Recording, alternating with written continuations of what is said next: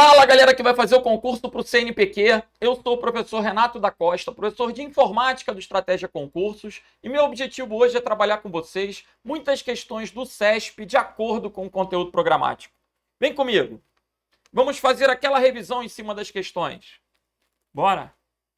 Lembrando o conteúdo programático, conceitos básicos de hardware e software, funcionamento do computador, conhecimentos dos componentes principais. Lembrem que o computador ele é basicamente composto por dispositivos de entrada e saída, processador e memórias. Então, quando se pensa em hardware, tem que lembrar que dispositivo de entrada é aquele que envia informação do homem para a máquina. Teclado, mouse, scanner são de entrada. Dispositivos de saída são aqueles que fazem o papel inverso. Ou seja, da máquina para o homem. O monitor, a impressora, uma caixa de som, são dispositivos de saída. Existem ainda aqueles dispositivos híbridos, que são tanto de entrada quanto de saída, como uma impressora multifuncional, como um monitor touchscreen, até o próprio pendrive, porque ele lê e grava. Então, a leitura é um procedimento de entrada e a gravação um procedimento de saída. Se a mídia é somente de leitura, ela é somente de entrada. Se ela admite leitura e gravação, é híbrida. Agora, processador. A gente tem que lembrar que a velocidade do processador é expressa em Hz. A gente tem atualmente velocidade na ordem de 3 GHz, 3 bilhões de Hz. E memórias. O que seriam memórias? A gente tem as memórias primárias, que são acessadas diretamente pelo computador. Aí você tem que lembrar que a memória RAM é volátil e a memória ROM é não volátil. A RAM e a ROM são indispensáveis para que o computador funcione. Já o sistema operacional Windows, os demais aplicativos, os programas, os arquivos que a gente guarda na máquina ficam guardados em um disco rígido, um HD, sendo que o HD é magnético. E hoje a gente tem uma evolução.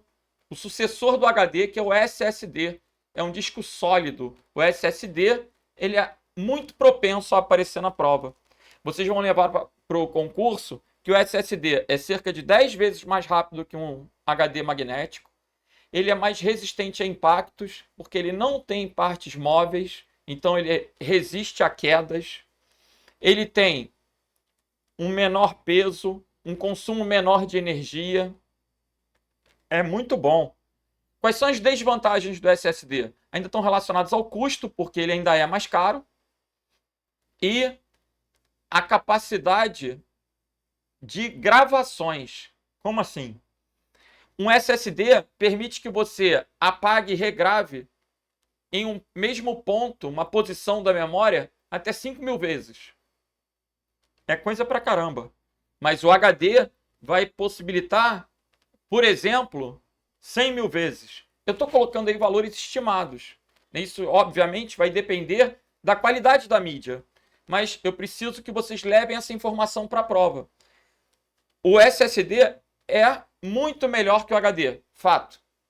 Ele só perde no preço e na quantidade de vezes que a informação pode ser gravada, apagada, gravada, apagada, gravada. Agora, ainda que isso pese, o SSD é muito mais indicado. Por quê? Porque ele é muito mais rápido, vai melhorar o desempenho da máquina. Beleza. Agora, redes de computadores. Conceitos básicos de redes de computadores. O que a gente vai ter que lembrar? Os tipos de rede, LAN, MAN, WAN.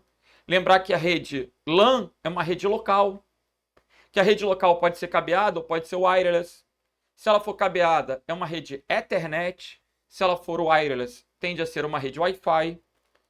Mas nem tudo que é sem fio é Wi-Fi. A gente tem outros padrões de rede sem fio. Existem redes locais, redes MAN, que são metropolitanas, e redes WAN, que são redes extensas. A WAN é uma rede que vai poder ligar países, continentes. A internet é um exemplo de WAN. Legal. Passando aqui pelo conteúdo programático. Noções de sistema operacional Windows 10 e 11. O que é interessante? Conhecer as novidades do Windows 10, as novidades do Windows 11 e toda a parte de gerenciamento de arquivos e pastas. Conceitos gerais de segurança da informação, proteção contra vírus e outras formas de software ou ações intrusivas.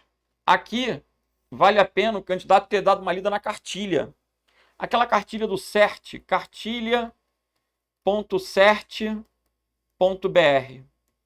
Se for o caso de você não ter o acesso ao PDF do Estratégia, eu sugiro que você baixe diretamente um livro que está disponível em PDF nesse link. Cartilha, a letra é feia, mas eu estou falando cartilha.cert, com T mudo.br. Legal. Nessa cartilha, a gente vai ter os tipos de malware, que são variantes, vamos colocar, do vírus. Vírus, worm, bot, spy, cavalo de Troia, backdoor, rootkit. E ações intrusivas, golpes, fraudes. O que pode cair como ação intrusiva? O conceito de phishing, que é uma fraude financeira. O conceito de smishing. O que é um smishing? Uma terminologia nova adotada para fraude via SMS. Legal. Hoje em dia a gente recebe SMS fraudulento, dizendo que você está com uma dívida, por exemplo, que ela vai ser protestada, seus bens vão ser penhorados, aí você fica desesperado, aí você faz um acordo por uma dívida que não existe, paga um credor que não existe e, na verdade, você foi vítima de um golpe. Entendi. Dados. Conceitos de dados, atributos, métricas, transformações de dados. A gente tem que lembrar que existem dados estruturados e dados não estruturados. Qual a diferença? Dados estruturados estão disponíveis em tabelas. Sempre que você vira uma tabela, seja uma planilha do Excel, seja um banco de dados, uma tabela é um dado estruturado. E o dado estruturado é mais fácil de ser compreendido, mais fácil de ser analisado. O problema é que a maior parte das informações produzidas são não estruturadas. O que são dados não estruturados? Áudios, e-mails, textos, fotos, vídeos, curtidas em redes sociais. Isso tudo é o quê? Não estruturado. São informações que a gente produz e que não são tabelas. Então, muitas vezes é necessário que a gente consiga transformar dados não estruturados em dados estruturados para que eles possam ser analisados, né? Para que eles possam ser utilizados para estratégias de predição, que é aonde vai entrar aqui a ciência de dados, governança da informação, ferramentas de produção Workspace. Aí ele traz o Google Workspace, né, que vai contemplar o Gmail, o Google Docs, contendo Google Editor de Texto, planilha, apresentação, formulário.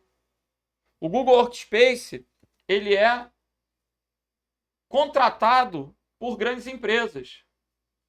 Estou entendendo. O que mais? Power BI, uma ferramenta que vai possibilitar trabalhar com gráficos, com dashboards, né? Isso é bem interessante hoje em dia, para que você possa interpretar as informações. Bom, vamos começar as questões, então. A gente já fez uma revisãozinha básica. Vamos cair dentro? Vamos. Acerca do sistema operacional Windows 10, julgue o item subsequente. No Windows 10, o usuário pode usar o recurso Visão de Tarefas. Você já ouviu falar nesse Visão de Tarefas? O Visão de Tarefas pode ser acessado com o atalho de teclado Windows Tab. O Windows Tab. O que o Windows Tab faz? Pressiona, te convido. O Windows Tab. Quando eu uso o Windows Tab, na minha área de trabalho, surgem várias miniaturas para que eu possa alternar entre janelas abertas ou até para que eu possa criar uma nova área de trabalho. Percebam que há essa opção disponível aqui. Se eu criar uma nova área de trabalho, eu posso, por exemplo, ter uma área de trabalho para uso pessoal, uma área de trabalho para uso profissional. E a área de trabalho vai ter ícones, vai ter documentos diferentes, pode ter um plano de fundo diferente, né? Eu tenho a possibilidade de ter áreas de trabalho distintas. Então, no Windows 10, o usuário pode usar o recurso visão de tarefas para fechar uma janela, para alternar entre as janelas, para organizar as janelas abertas? Pode. Além de admitir a criação de novas áreas de trabalho. Então, ele é mais do que um Alt Tab, né? O Alt Tab ele só faz a alternância. O Windows Tab abre o visão de tarefas. É interessante que você utilize na prática, né? Você pressione o Alt Tab, pressione o Windows Tab para que esse conhecimento faça parte da sua experiência. E com isso, você lembre na hora da prova. Isso vai te trazer significado, sentido. Legal. Vamos para a próxima. Considerando a figura precedente, que é essa figurazinha aqui, onde eu tenho uma tabela preenchida dentro da planilha e um gráfico gerado a partir da tabela. Julgue o item a seguir. Após o gráfico ser criado, uma alteração dos percentuais na coluna B alterará automaticamente a distribuição das áreas, das fatias da pizza no gráfico. Essa questão está certa. O gráfico é dinâmico, pessoal. Dentro da planilha, o gráfico é dinâmico. Se você altera um percentual qualquer, altera um número, ele vai mudar a representação da fatia. Então, certa questão. Beleza? Os gráficos, eles são dinâmicos dentro da planilha. Legal. É possível que eu colhe esse gráfico em um documento do Word. Aí ele vai continuar sendo dinâmico se eu usar um recurso chamado colar especial, colar vínculo.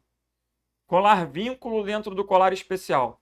Agora, se eu não quiser de forma alguma ter esse vínculo, eu posso inclusive colar como imagem. Aí são opções dentro do colar especial, né? Mas o gráfico original dentro da planilha alterou um valor da tabela, vai alterar o gráfico. Beleza. Então, certa questão. Julgue o item subsequente. Bora. Caso se deseje anexar um arquivo de texto, um vídeo ou uma imagem a uma mensagem de e-mail criada no Outlook. Pode-se buscar o arquivo nas unidades de armazenamento disponíveis no computador do usuário ou no OneDrive. Essa questão está certa. Por quê? O OneDrive é a nuvem integrada no Windows, a nuvem integrada no Office 365. Então, a gente tem essa integração dos programas da Microsoft com o OneDrive. Saibam que dentro do ambiente Google Workspace, a gente vai ter o Google Drive. O Google Drive é a nuvem da Google. O OneDrive é a nuvem da Microsoft. Então, quando eu abro o próprio explorador de arquivos no Windows, olha comigo. Como eu estou usando uma conta da Microsoft para o meu login, ele já criou uma nuvem, um íconezinho de uma nuvem que é o OneDrive. Percebam que eu tenho as pastas dentro desse disco virtual e tem um status. Estão vendo um statuszinho? Esse símbolozinho vai cair amanhã, hein, pessoal? Será? Bom, vamos torcer. Esse símbolozinho da nuvem indica que essa pasta está disponível somente online. Por quê? Porque ela está apenas no servidor. Com isso, ela não está ocupando espaço no meu disco. É uma boa para mim, né? O meu disco ele é pequeno. Então, eu salvo as minhas informações todas na nuvem e deixo somente na nuvem. Qual a desvantagem? Se eu quiser abrir, eu tenho que estar online. Se eu quiser abrir alguma dessas informações, eu tenho que estar online. Aí ele vai fazer a transferência para que eu possa acessar. Agora, aquilo que já foi transferido vai ficar com esse vistozinho verde com branco dentro. Estão vendo? Espero que sim. O que está sendo transferido fica com essas duas setinhas, que está com sincronização pendente. E se eu quiser manter sempre nesse dispositivo, ele vai ficar com um íconezinho de vistinho, mas vai ficar com vistinho verdinho. Aí essa informação sempre estará na minha máquina e será sincronizada na nuvem. Esse statusinho é interessante para a prova. Então, eu mostrei para vocês aqui 4 íconezinhos de status. Somente online, disponível neste dispositivo, que é com branquinho. O todo verdinho é sempre disponível nesse dispositivo, né? Ele vai manter sempre nesse dispositivo. E a nuvenzinha é usada quando eu quero liberar espaço. Aí eu deixo somente na nuvem. Legal. Voltando. Questão certa. Vamos para a próxima. Um assunto agora bastante recorrente em prova, hein, gente? O quê? Modo anônimo. Vamos ler.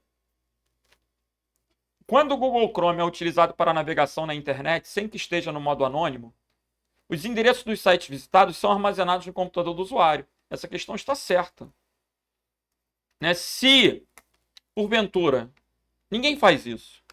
Né? Mas imaginem, Tício acessa o computador da consorte e fica curioso de saber o que a consorte tanto faz no computador. O que o Tício pode se prestar a fazer? Um Ctrl+H da vida.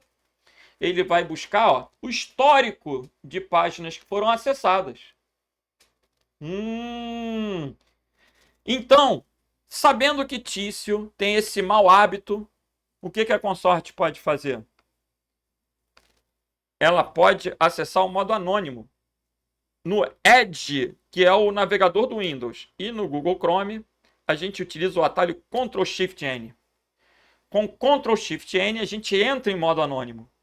Gente, se isso não cair na prova, eu acredito que todo mundo já saiba. Mas se tu não sabe, isso pode ser bom para a vida. É. Porque nesse modo anônimo, você pode navegar pelo que você quiser, que não ficará rastro na máquina.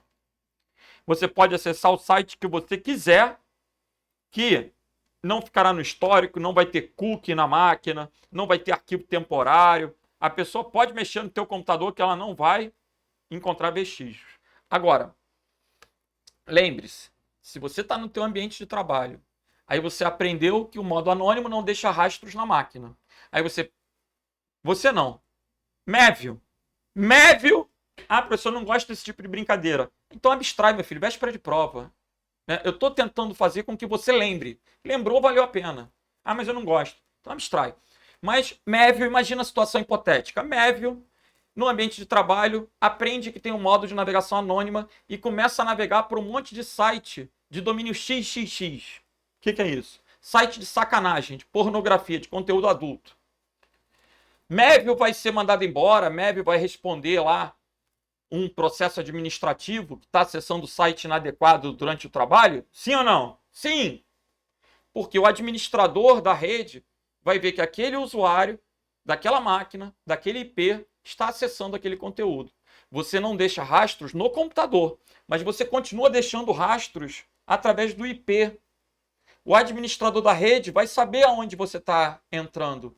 E o site que você está acessando também sabe o teu IP. Então, Cicrano achou um cartão de crédito na rua, vai comprar um monte de coisa com uma navegação privativa. Ele vai ser preso? Ele pode ser descoberto? Sim, a partir do IP. Né? Normalmente, Cicrano ainda manda entregar em casa. Aí é burro 2 vezes, né? Mas, supondo que ele usou a navegação anônima e não mandou entregar em casa, ele acha que vai ficar ileso? Não, ele vai se ferrar, não é? Então, voltando aqui para as questões. O Google Chrome, no Google Chrome e no Edge, o atalho de teclado é Ctrl, Ctrl é feio. Ctrl, Shift, N. N de anônimo. Lembrem que essa navegação anônima também pode vir como privada, privativa, in private, dependendo do navegador. Só no Firefox, gente, que é Ctrl Shift P, mas hoje é uma revisão de véspera. A probabilidade é maior do Edge e do Chrome serem cobrados. Então, vamos decorar o Ctrl Shift N. Tá bom, tá bom. Vamos lá, pessoal. E agora? Essa é uma questão muito imprevisível. Como assim? A gente está fazendo essa questão porque caiu no TJ do Espírito Santo. Mas, de fato, dificilmente alguém seria conhecedor desse tema.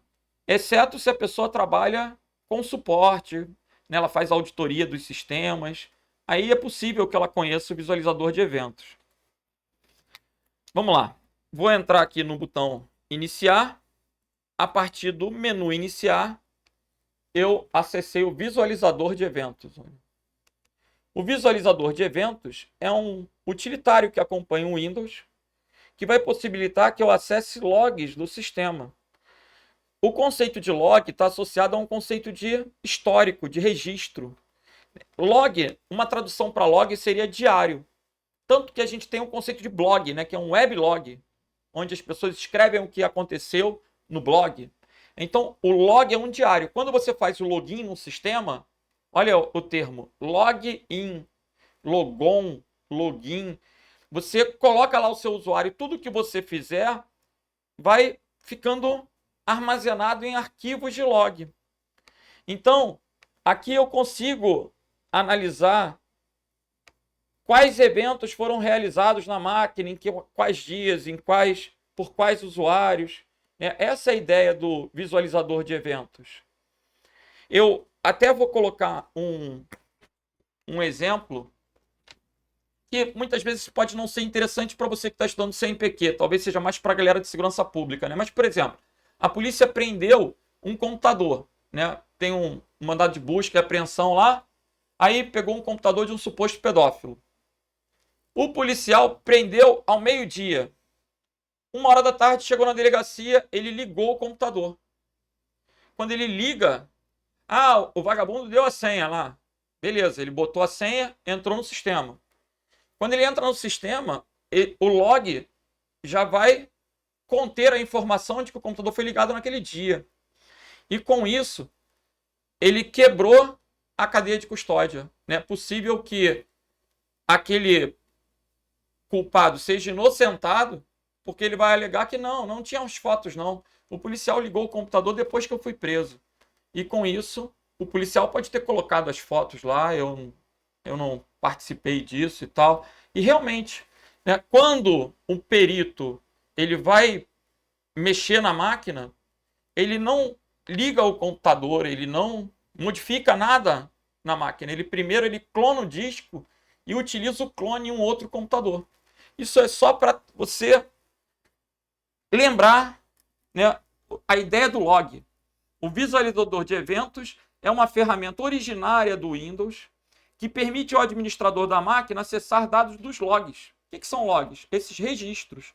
Logs de aplicativos de segurança, logs do sistema, com o objetivo de quê? Investigar e identificar possíveis problemas de software ou de hardware. Identificar, auditar, investigar. Então essa questão é certa. O contexto que foi abordado aqui foi o quê? O contexto de identificar problemas, né? Porque os problemas também vão gerar essas ocorrências que ficarão armazenadas para serem acessadas pelo visualizador de eventos. Entendi. Então, certa questão. E agora? Agora a gente vai para o Excel. Lembrando que eu estou corrigindo as questões meio que numa ordem decrescente. Já foram corrigidas muitas questões na última semana de dezembro, onde a gente teve uma aula de sprint de questões do CESP. Então, para essa revisão de véspera, eu busquei outras questões, né, para a aula não ficar repetitiva, quem tem acompanhado aí os nossos encontros. Vamos ver. A função conte valores.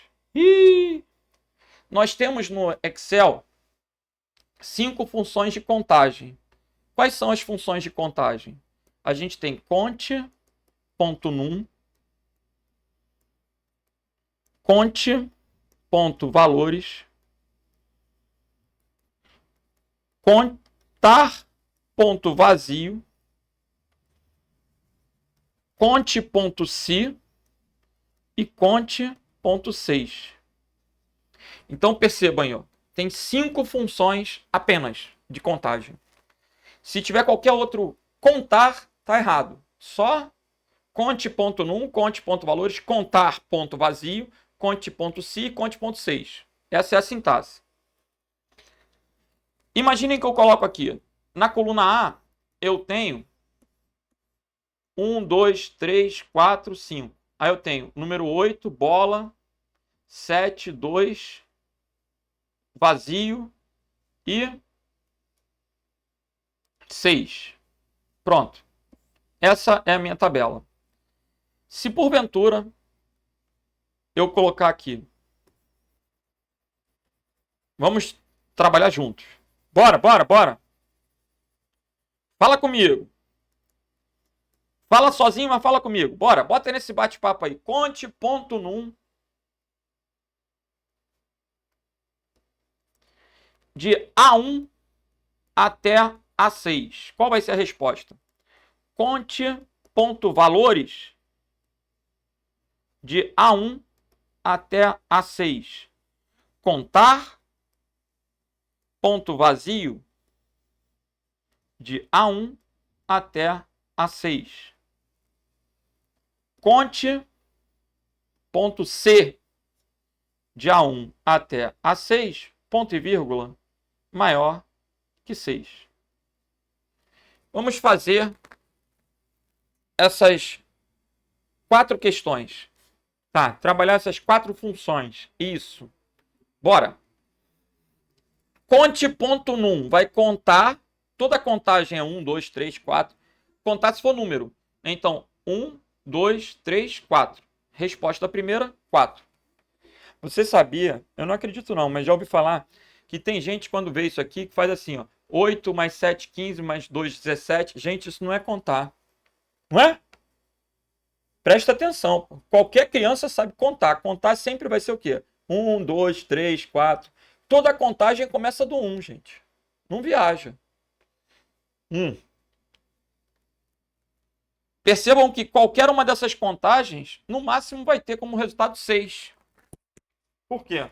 Só tem 6 células naquela tabela. Nesse intervalo de A1 até A6. Então, jamais o resultado vai ser 23, que seja 20 e pouco. Nunca, nunca. Estou entendendo. Vamos para a próxima. Conte.valores de A1 até A6. Qual a diferença de número para valor? Valor é qualquer coisa diferente vazio. A bola é um valor. Então, o total aqui é igual a 5. Conte.valores, 5. E o contar ponto vazio? Aí, pessoal, não conta zero, porque zero é um número, só conta se a célula não tiver nada. Nesse caso, eu tenho uma célula vazia, que é A5. E a última? Conte.se. O se estabelece o quê? Um critério, uma condição. Conte-se A1 até A6, o 2 pontos é um até, maior que 6. Quem é maior que 6? O 7 e o 8. Então a resposta vai ser 2. Lembrem que para pegar o 6 tinha que ser maior ou igual a 6. Entendi. Então, respectivamente, a gente tem como resultados o 4, 5, 1 e o 2. Agora, voltando para a questão. A função conte-valores é usada para calcular a quantidade total de células em um intervalo selecionado da planilha edição. Essa questão está errada. Ela não conta células. Ela conta células não vazias. A conte-valores não vai contar a quantidade total. Ela vai contar a quantidade de células não vazias. Por que não vazias? Porque se tiver qualquer coisa, é um valor. Tá. Vamos para a próxima? Vamos. E agora? Considere que certo usuário do Word queira configurar um documento de texto com 2 colunas no topo e uma coluna na parte inferior da mesma página do documento conforme apresentado na figura a seguir. Como é que ele pode fazer isso? Se ele bater um texto e colocar 2 colunas, com o cursor em qualquer ponto da página, toda aquela seção, todas aquelas páginas vão ficar em 2 colunas. Então, para que ele consiga ter esse documento, uma parte com 2 colunas, uma parte com uma coluna, ele aqui no meio teve que inserir uma quebra. Como essa quebra, ela divide em partes, ela é uma quebra de seção. Qual é o conceito de seção? Pedaço, parte. E como está na mesma página, é uma quebra de seção contínua. Galera, existem 4 tipos de quebras. Existem as quebras de página, quebra de coluna, quebra de seção e quebra de disposição do texto. A quebra de seção, ela se subdivide em 4.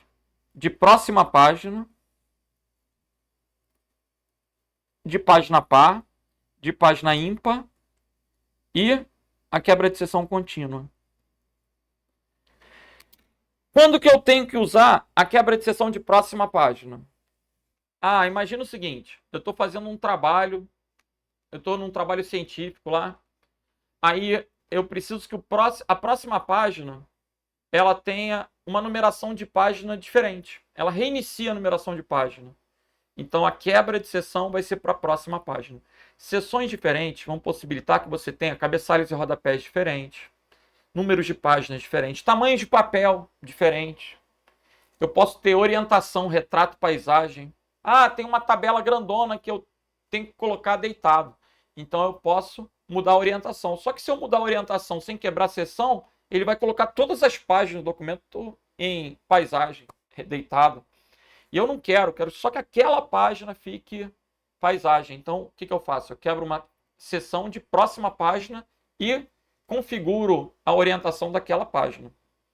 Entendi. Para que eu possa ter 2 colunas e uma coluna na mesma página, a quebra de seção é contínua na mesma página.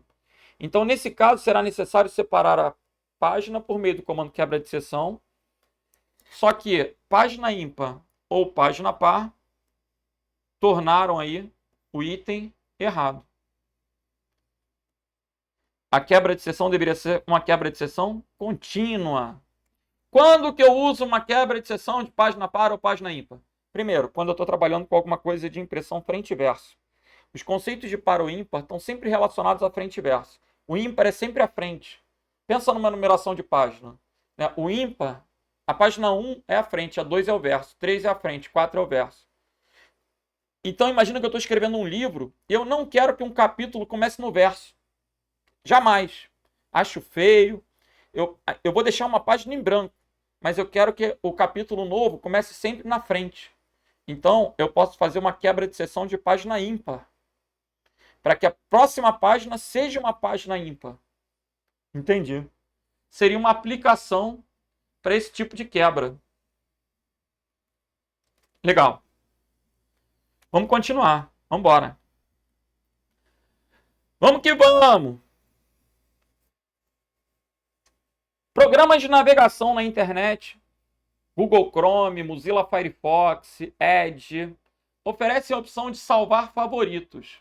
O atalho para salvar favoritos é Ctrl D e os favoritos estão sempre associados a uma estrelinha. Agora, em que as páginas visitadas ficam gravadas localmente. Aí já está errado, pessoal, porque quando você salva favorito, ele salva apenas a URL, o endereço da página que vai ficar gravado na máquina para que você possa retornar aquele site. Mas ele não vai manter as páginas gravadas localmente para acesso futuro em modo offline. Não, esse item está errado. Favoritos vai salvar a URL, o endereço da máquina. Entendi. Questão errada. Tá. Começou? Pois não. Eu agora estou tão preocupado com a aula que eu queria apagar tudo que tem na minha máquina de histórico, esses dados pessoais. Às vezes eu vou preencher um formulário, quando eu começo a botar meu nome já aparece o nome completo, fica dado de cartão de crédito. Eu não quero nada disso na minha máquina, não. Bom, se você estiver usando uma máquina de terceiros ou uma máquina pública, é sempre indicado que você navegue em modo anônimo, né, para não deixar esse tipo de informação na máquina.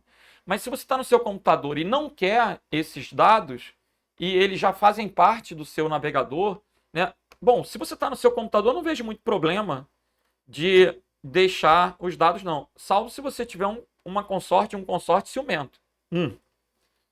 Mas se para a tua vida foi importante, Ctrl Shift Del exclui dados de navegação.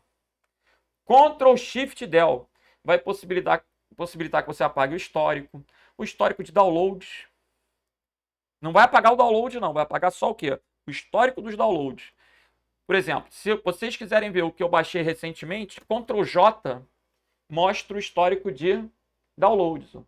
A minha vida é um livro aberto, né? Percebam que eu não tenho medo nenhum de expor aquilo que eu acessei recentemente. Mas se eu quisesse, eu poderia apagar o histórico de navegação, o histórico de download. Os cookies podem ser apagados. As imagens em cache, que acabam acelerando o retorno de uma página. As senhas, olha aí. Dados de formulário, tudo isso pode ser apagado. E o atalho para limpar dados de navegação é Ctrl Shift Del, ok? Então, Ctrl Shift Del. Ctrl Shift Del. Limpa dados de navegação.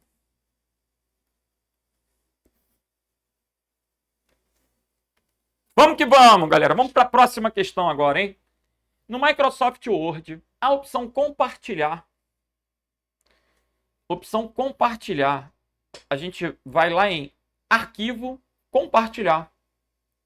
Quando a gente clica em compartilhar, a gente vai possibilitar que outras pessoas colaborem naquele documento. E para isso, o arquivo ele tem que estar armazenado na nuvem. Ele tem que estar aonde? No OneDrive. Opa! Quando eu compartilho um arquivo, eu posso compartilhar. Vamos entrar no Word. Bora.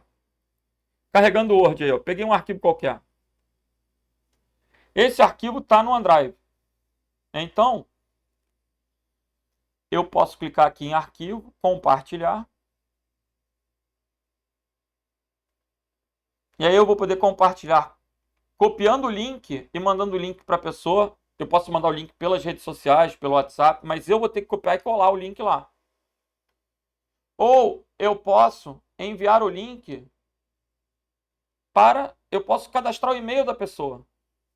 Então, eu posso colocar aqui e-mails dos destinatários que vão poder mexer nesse arquivo, para que eles tenham um compartilhamento. Mas o arquivo tem que estar onde? Na nuvem. Então, a ideia de compartilhar é enviar o link. E aqui eu posso configurar. Quem é que vai poder editar? Qualquer pessoa. Aí eu posso deixar a edição, eu posso deixar apenas a exibição. Ok? Legal. Voltando aqui. No Word, a opção compartilhar permite enviar uma cópia do documento de edição para a rede social. Negativo.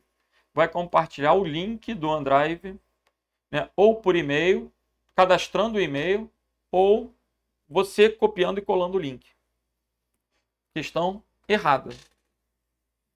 Tá.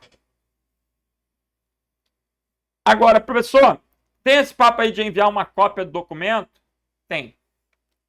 Eu tenho aqui a opção, por exemplo, de exportar, que permitiria que eu enviasse para o Kindle né? Que mais? Não, o exportar vai criar PDF, XPS, vai permitir que eu envie para o Kindle. Talvez isso seja interessante, né? E o compartilhar vai sempre mandar o link. Mas eu posso enviar uma cópia. Tem essa opção aqui, enviar cópia do documento, do Word ou PDF. Beleza. Você pode enviar uma cópia, mas você vai enviar a cópia por e-mail, se você preencher o endereço do e-mail da pessoa, né? Eu vou mandar aqui, renatodacosta@gmail.com. Aí eu posso escolher a opçãozinha aqui de compartilhamento e mando enviar uma cópia do documento do Word. Aí ele abre para mim a janela do Outlook, para que eu possa enviar por e-mail com o anexo. Entendi, professor. Beleza. Por que a questão está errada, então? No Word, a opção compartilhar permite enviar uma cópia do documento. Permite. Mas para rede social, não. Por e-mail. Tá. Ou você vai mandar por e-mail, ou você vai compartilhar o quê? O link. Aí você pode copiar o link e colar na rede social, colar onde você quiser, né? Para que aquela pessoa possa abrir. Ficou claro agora? Então vamos para a próxima. Vamos embora. No que diz respeito à organização e gerenciamento de arquivos e pastas, que é um ponto bastante cobrado aí nas provas, copiar, mover, renomear, excluir, lixeira, tudo isso está associado a gerenciamento de arquivos e pastas. O Windows 10 permite criar uma pasta com o nome cnmp:2.serviços. E para isso basta abrir o explorador de arquivos, pressionar Ctrl Shift N. O que faz o Ctrl Shift N? É o atalho para criar uma nova pasta. Esse atalho é um atalho novo, então nem todo mundo conhece. Nova pasta. Questão tá certa ou errada? Fala para mim. O que você marcaria na prova? Certo ou errado? Essa questão é muito ruim. Muito ruim. Por que ela é muito ruim? Porque existem 9 caracteres que são proibidos de serem usados em pastas ou arquivos. São os caracteres inválidos. Esses 9 caracteres inválidos, a prova é amanhã. Então, você tem que decorar isso. Não pode salvar arquivo e não pode criar pasta com esses 9 caracteres. Olha como é que a gente decora. Desenha um boneco. Você consegue desenhar um boneco assim de pauzinho? Ó, perninha, bracinho na cintura. Aqui eu tenho 9 caracteres. Tem gente que decora baseado. Eu particularmente não curto. Baseado, não gosto. Mas tem gente que decora aqui que o B de barras, né? Aí você tem as barras aqui, ó. Barra é uma perna da esquerda, a perna da direita. Esquerda, direita. É barra e contrabarra. O corpo é a barra em pé. É o nosso pipeline. As mãos na cintura representam menor e maior. Então são os sinais de menor e maior. O asterisco e a interrogação são usados nas redes sociais para representar o beijinho. E aí eu coloquei no rosto do bonequinho, ó, beijinho. Se eu fosse mandar um beijinho no WhatsApp, tudo eu posso mandar assim, 2 pontos asterisco. Eu não faço, toda hora eu faço assim, bonequinho sorrindo.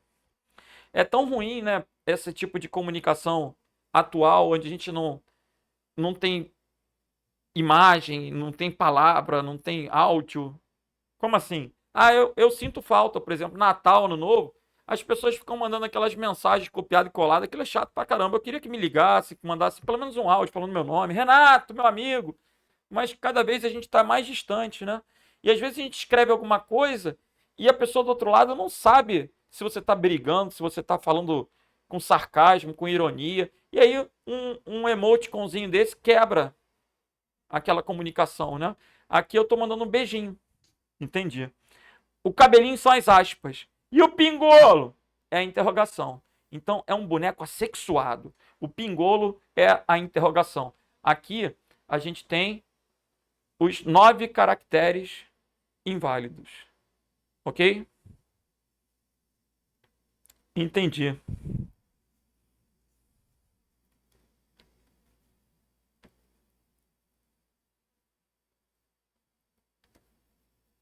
9 caracteres inválidos. Não pode ter 2 pontos. Não pode ter 2 pontos. Por isso a questão está errada. E vamos que vamos. Vamos para a próxima questão.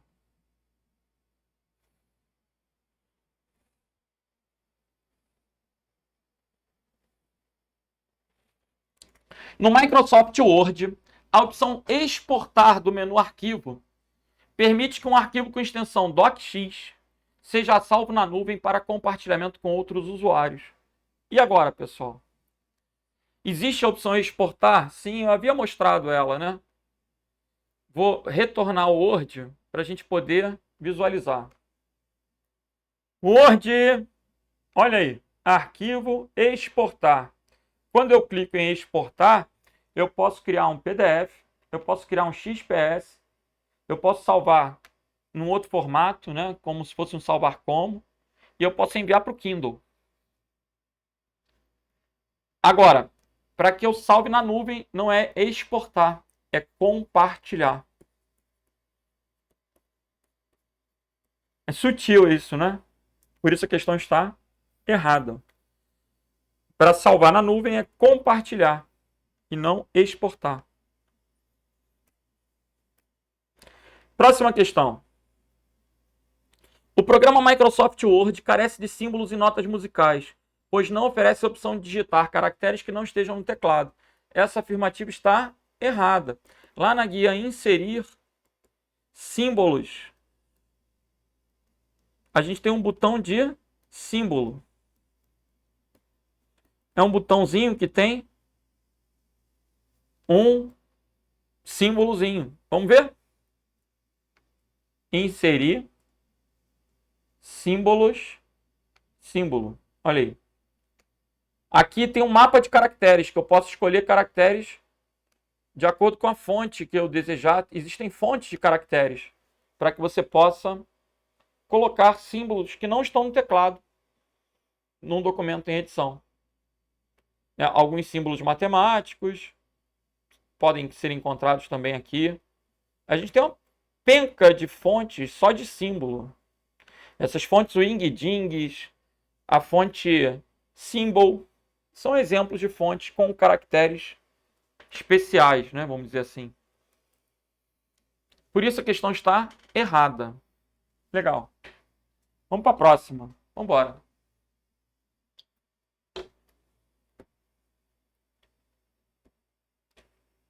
E agora? Na área da segurança da informação, o termo smishing. Olha o smishing aí. O que é um smishing? É uma fraude por celular, por SMS. É aquele SMS de golpe. Refere-se a um vírus. Já está errado. Mas sabe qual é o problema? A maioria nunca ouviu falar em smishing. Aí quando cai na prova, ferrou. Como é que tu vai dizer se está certo ou errado se tu não sabe o que é? O smishing é uma fraude. Você... Aqui, perceba que não tem uma coisa assim... Ah, ele é um hacker. Não. Ele praticou uma engenharia social. Ele te induziu, ele te ludibriou, mandou uma mensagem dizendo que você estava com uma dívida, pedindo para você pagar, te oferecendo 90% de desconto. Você caiu naquela lábia, caiu naquela conversa e pagou. Você foi vítima de um golpe, só que um golpe que poderia ser um phishing. O phishing a gente escreve com PH, aí o phishing ocorre por e-mail, por redes sociais, e o smishing é por SMS. Por isso a questão está errada. Perceba que no final, ele até faz referência a Android e iOS. É como se ele fizesse referência a smartphone, o que poderia induzir ainda mais ao erro. Só que o smishing não é um programa, assim como o phishing não é um programa. Então ele não pode ser um vírus. Ele é um golpe. Por isso, errada a questão. E agora? Essa é aquela questãozinha que merecia uma pausa para que você pensasse, respondesse. É muito importante, né, que você tenha dúvida. A dúvida ela faz parte do processo de aprendizagem. Então eu quero que você leia. Me responda, ela está certa ou errada? E agora? Um antivírus, quando bem configurado, permite que, entre outras ações, bloqueie o envio para terceiros de informações coletadas por invasores e malwares, bloqueie tentativas de invasão, de exploração de vulnerabilidades, identifique as origens dessas tentativas. Estão tentando invadir minha máquina. Qual é o IP do invasor? Evitando que o malware seja capaz de se propagar na rede. E aí? Galera, essa questão está muito ruim. Por que ela está muito ruim? Porque isso não é papel do antivírus. Esse é o papel do firewall. O antivírus e o firewall são ferramentas complementares que devem ser utilizadas em conjunto para prover segurança na máquina. Você tem que entender que o firewall funciona como um filtro. Então, tudo que entra e sai da rede passa pelo firewall. Essa é a ideia do firewall, né? Perceba, proteger a máquina de intrusões, bloquear a entrada e a saída de informações não autorizadas. Aí é o papel do firewall. O firewall pode até evitar a entrada de vírus, de malwares. Mas se tu colocar um pendrive, o firewall não está nem aí para pendrive. O firewall só filtra o que entra e sai da rede. Então, você pode pegar um vírus através da rede, mas também pode pegar um vírus através do pendrive, do CD, do DVD. Uma máquina contaminou, passou para outra. E aí? E aí o antivírus é que vai ficar escaneando a memória, escaneando o disco. Quando eu falo escaneando, ele vai ficar varrendo a memória em busca de códigos maliciosos para identificar e remover aqueles códigos, né? Ele vai escanear discos, mídias, em busca dos malwares para apagar aquele malware, para combater, remover o malware. Então, o firewall, depois que a máquina está infectada, o firewall é só um muro. Vai impedir o fluxo. Mas o antivírus não, ele vai poder combater aquela ameaça. A questão está errada, né? Porque essas características são de um firewall. Vamos para a próxima. É possível criar novas áreas de trabalho no Windows 10 por meio do acionamento do Alt-Tab. E agora? Agora a gente está voltando a uma questãozinha parecida com uma que foi abordada lá no início da aula. Para criar novas áreas de trabalho, a gente usa o Windows Tab. O Windows Tab é aquele recurso chamado visão de tarefas. Então, é possível criar novas áreas de trabalho no Windows 10. Sim, por meio do acionamento das teclas Windows Tab. Na verdade, o Windows Tab é para acessar o visão de tarefas. O Windows Tab é para acessar o visão de tarefas. Se eu quiser criar uma nova área de trabalho, eu posso pressionar o Windows Ctrl D, que foi o que eu fiz aqui para testar e acabei tirando o meu PowerPoint da tela. Para criar uma nova área de trabalho automaticamente, seria o Windows mais Ctrl mais o D de desktop. Aí ele cria direto. Entendi. Agora, eu tenho duas áreas de trabalho. E eu posso até fechar uma, né? Eu não quero mais ter duas, não. Ah, eu acabei alternando para outra. Que droga. Então, Windows Tab.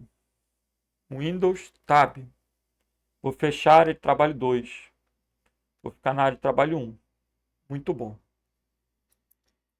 E agora, pessoal, vamos para a nossa última questão da aula de hoje. Vamos embora. Suponha que um usuário tenha acessado o site de imagens do Google e digitado no campo de pesquisa o termo brasão, governo, Espírito Santo, para obter a imagem do brasão do governo do Estado do Espírito Santo. Nesse caso, a pesquisa retornará um erro. Por quê? Pois para a busca de imagens é necessário digitar as palavras na forma ortográfica correta, considerando-se os devidos sinais de pontuação e acentuação. O Google ignora sinais de pontuação e acentuação. Então essa questão está errada, tanto na busca por páginas como na busca por imagens. Beleza? Galera, então com isso a gente vai fechando essa revisão de véspera para o concurso CNPq. Espero que vocês tenham gostado da aula.